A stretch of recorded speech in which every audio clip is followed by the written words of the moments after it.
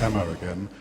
Which film in the series of 8 would you say provided you with the biggest turning point for your character in terms of child to adult sort of transition, or maybe just learning a big lesson?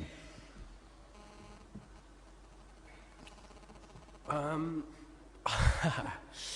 think for me it was these last two. I think part one was where I kind of found I mean, Ron has always been quite a complicated guy, I think, and in part one and part two, and particularly part one, I think we saw kind of a much more kind of insecure kind of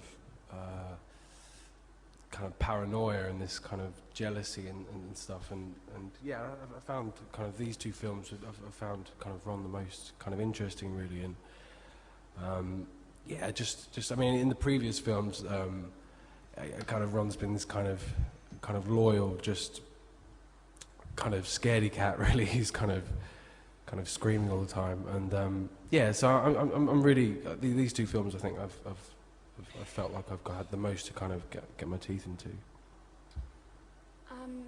Similar answer to Rupert.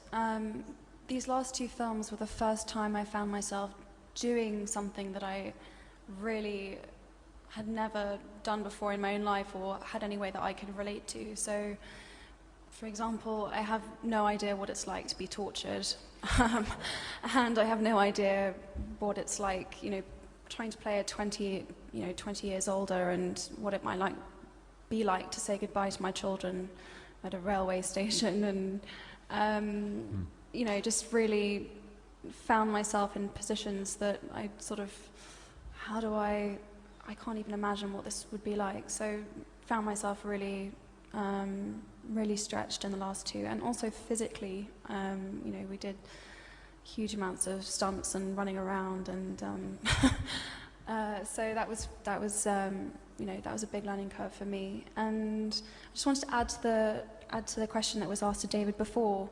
I don't think there are, you know, more.